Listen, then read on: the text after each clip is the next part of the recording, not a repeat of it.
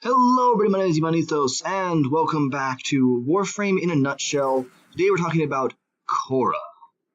Now, I know I didn't post a video yesterday, and I apologize for that. I apparently didn't upload properly, so I had to get rid of it. So, Khora is the most recent Warframe in the Warframe universe, currently. And she had a really cool bit of lore that went with her on the ghouls, which we will cover a different time. Now, as you can see right now, my Khora is, yes, max rank, and I have her making look pretty kind of cool. But she has no upgrades right now. As does Venari. Venari also has no upgrades. One of the nice things about Venari, of course, is that it is considered a companion, but it has a very high crit chance, and actually a very high status chance for, any kind of companion, really. It's actually rather cool. Okay. Anyways.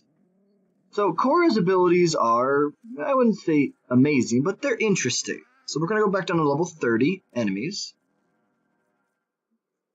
We will do our normal Lancers.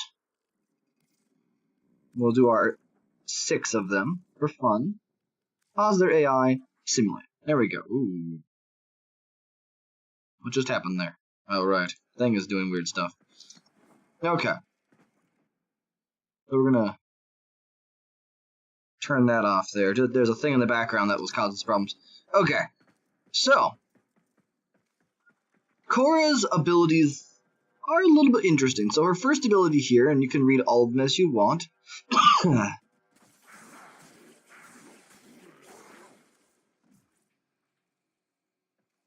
Venari! Shame on you! Well, as you can see, it's kind of hard to control Venari. Unless you... Oops. Nope. Just gonna frickin' kill people. Okie doke. I'll let Venari do some... So as you can see, Venari does quite a bit of damage. Oh, that poor boy. But depending on which mode you're in, Venari changes, and I'll explain modes here in a second. So her first ability, Whip Claw, is send enemies reeling with a deafening whip crack. 10-meter range, a 5-meter explosion radius, and a 300 damage. So that looks something like this. See, they all... Ooh. Apparently. Okay, I'm not sure what just happened there. The whip was a little bit uncontrollable. But as you can see, it can apply slash damage, which is pretty nasty, and by and large, one of the most dangerous damage types you can create. So, oof. Ugh, ow. All kinds of ow. Okay, so we did the whip. So as you can see, the whip claw is pretty intensively damaging. Now there was, I think at some point, some discussion about whether or not whip claw was actually modified by melee mods, which might be the case actually. We'll have to test that in a little bit here. The second ability is Ensnare.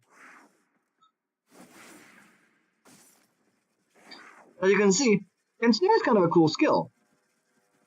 He will stay active for quite a long time, and as you can see, my timer down there, it's at about 15 seconds, I believe. Well, 14 seconds. But it locks him down, basically pulls them together, makes them a nice little group for you to whip up.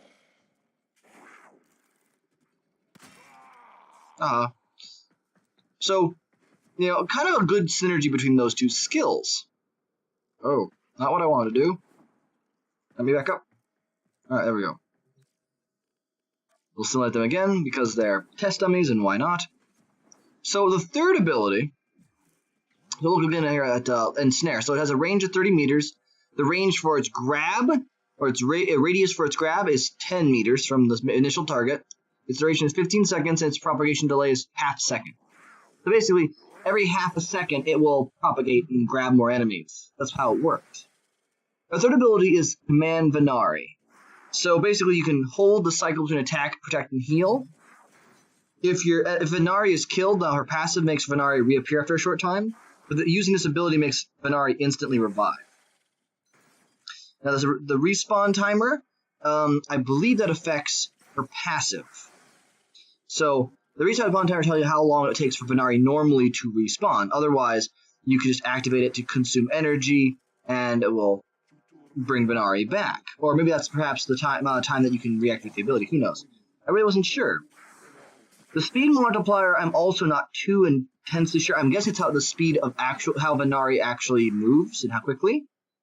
Venari, of course, gets health per second that she gets to recover, and then snare damage. So if I've ensnared people, Venari will deal, well, actually I think it's the fact that if you have Venari on attack mode,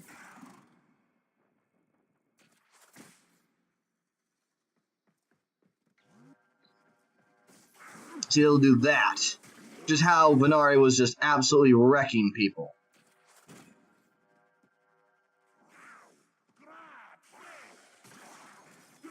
Oh god. Anyways. And then finally the last ability, which is kind of the coolest ability, is Strangle Dome. You have a dome of living chain that ensnares and strangles any enemy within and foolish enough to approach. So you can whip crack on the dome to further damage any trapped enemies. So the radius is 5 meters. It's not super big, but it's a 10 meter wide dome. The grab radius is 10 meters from itself. Damage per second is 250 and its duration is 20 seconds. So I will showcase that.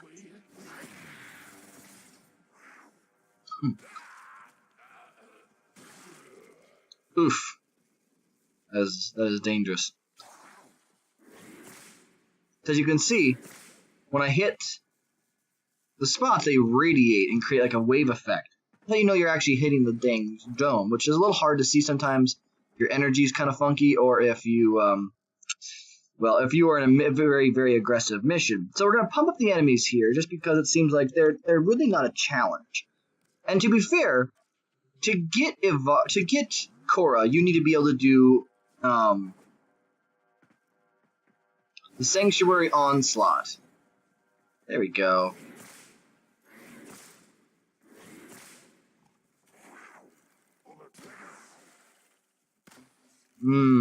Shooting at that butt. Oh my god. Oh god, the body, it flies so high.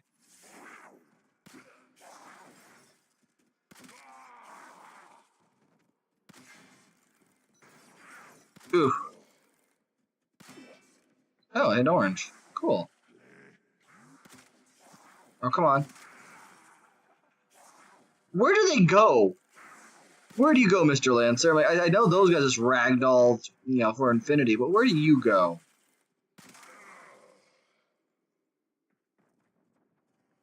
It is bloody skull. Okay, a little bit graphic. I'm sorry. So that's Khora's abilities. And at level 60, as you can see, they actually do some pretty serious damage.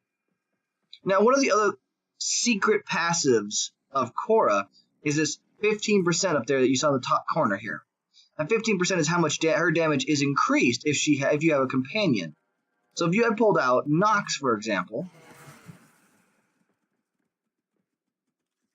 see? I actually think they changed it because it used to be that, Nox is so small compared to Venari. Now they changed it to be any companion because if you don't have it, then I think it changes. Let's see here. I just double checking myself. No, apparently just as long as you have Venari out, that happens. Okay. So we'll go and bring out our Helios Prime, and we're going to go ahead and modify Khora. Now, as you saw, a lot of Khora's stuff had to deal with range. And so a lot of people will actually build her for range and for duration, specifically focusing on duration because of how effective it is to keep her abilities running. Now, also you really should not be neglecting other aspects of her kit, like efficiency or strength, since she has a very low energy pool, as you can see, only 888 energy. So, if we're going to build Khora, and by the way, this is her standard layout. D polarity for aura, V polarity over here, and dash polarity here. So if you're looking at a standard kind of a cheapo way of looking at this, you can go intensify there, continuity there, and that's about it for this. You might even just do continuity instead of the power strength, depending on how much capacity you're actually going to need to pull out. Now, in this tree, you'd probably get yourself, I would do Streamline for the extra efficiency. If you have Augur Message, use Augur Message and Augur Reach for the extra range. And then, of course, using Stretch there as well. So this is kind of, a fairly equalized build. Now, some of you might go, hold up. She has 275 armor. Shouldn't you be building her semi-tanky? Because such a high armor should give you the effects of, more survivability. And you'd be right. Khora is actually very survivable for herself, even though she looks fairly squishy. You can, in fact, run her with some simple defensive mods like Vitality and Redirection, and give her quite a bit of, defense. Or you can run Steel Fiber and give her way more armor than she has health. Although, personally, I'd always go giving her more health, especially since her armor is already kind of high, unless you have to run something else. Now, as you can see, I'm really out of capacity, but I couldn't go over here, and it's a deep polarity, so I can do something like Rejuvenation, or even Physique. But I think I'll do Rejuvenation, because it's probably a better option. And then I get some more capacity. I can, of course, go back to here and pick up maybe Steel Fiber. Once again, bringing me to be a very survivable player. Now, of course, this is, up in the air whether or not you actually want to run it this way. But this is kind of a nice, even build for Khora. And if you look at her abilities, for example, you will find that she has, the respawn timer for Venari has not changed, but the speed multiplier is, the health per second, the snare damage. The range on the snare is now 52 meters instead of the 30, it was before. You got a pretty good radius, a good duration timer on there. Just overall a better set of skills. Now, once again, you can go for a maximum duration thing, or maximum range. If you're going to go for a maximum range, you go and throw that on there. And you have the skills for it, so you can do Overextended. And then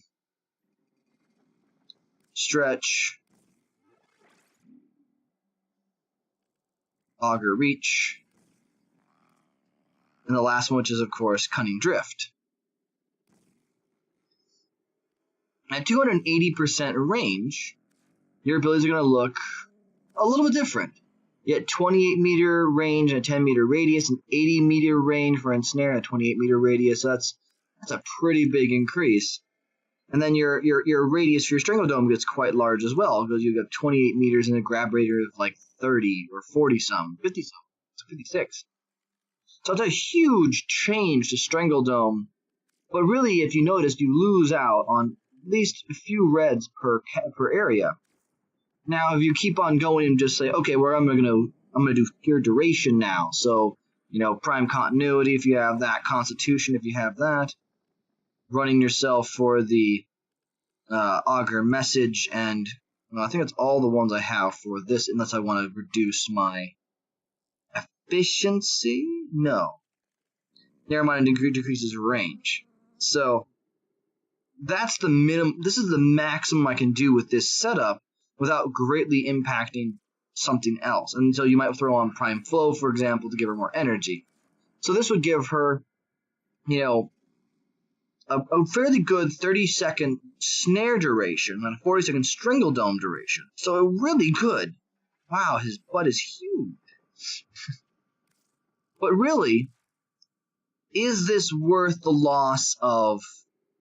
Oh, I know, that's the heal per second. That's the heal per second that Venari gives. Ah, gotcha. So is it really worth the loss of the damage? If your answer is no, then run her a different way. Run her more for that kind of balanced setup, this, efficient, balanced setup, so you're not missing out on anything super important. Personally, for myself, I usually will run Khora kind of balanced with a higher duration if I can help it, because that's just who I am. I would probably get rid of Intensify, move Continuity up, and of course I'd probably swap out for Prime Continuity for the extra duration. We have mods like Constitution I'd probably throw on there for the extra duration. I'm not going to go for the Narrow Minded because I don't need it. And probably instead of Steel Fiber and Vitality, I might do Vigor over here to give me kind of a little bit of an equal balance. And, I don't know.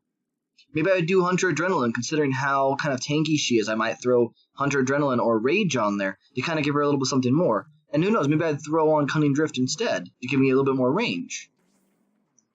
But if I give that, ooh, can't. Can't quite do that. So if I focused on Narrow-Minded, so I got rid of Messenger, for example, and up to 282 seconds, I mean, I would still have a decent range.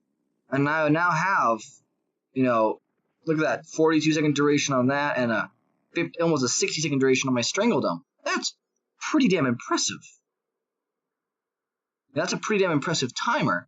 And this build still has, it still has, 109 range. So it's not like the range is lower, and my efficiency is a little low. So this is a potential way you could build Khora 2 if you have the mods for it. And it works out okay. So let's take a look at this here. So as a reminder to people who don't know, you can have multiple Strangledomes up. Kind of like, well, I think you have a maximum, okay, it's maximum 2. I was going to say, you might have to be able to only do 2, like a Frost Bubble.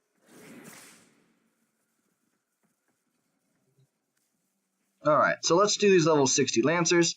Let's kind of showcase what this can do. And then we'll also do a quick check on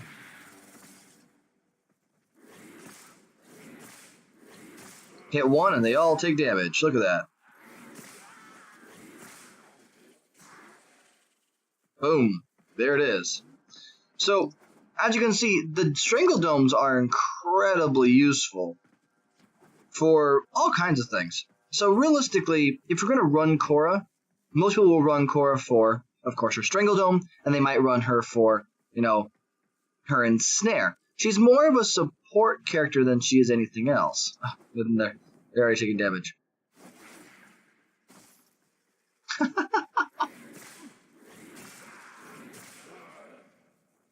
That's awesome. Okay, we're going to check one more thing before we call it a day, and then I will show you where you can find Khora's parts, as well as, maybe some weapons that run well with her.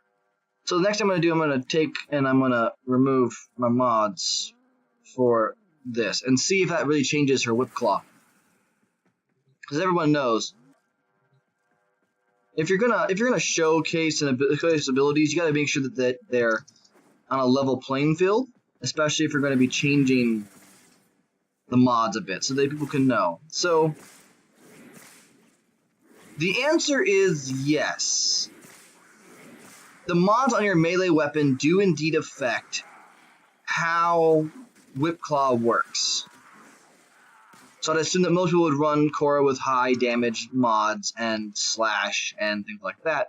It would make the most sense. So, we'll go ahead and head back to the orbiter then. And I will show you how to get Khora's parts. Now, Khora, you can find information about Khora on Earth by going to the plains of Eidolon and killing any ghouls that you'll find out on the plains. Ghouls pop up out of the ground, they're pretty annoying, but they're not super prevalent unless there's a specific event going on for clearing the ghouls, which happen from time to time. One of the rewards, or one of the drops that ghouls drop, are these journal fragments. And these journal fragments, you can access them via the codex and actually look at them, and you can pinpoint certain spots, and lo and behold, they'll tell you bits of information about the lore of the game. And in particular, Khora and her demise as well as her rediscovery.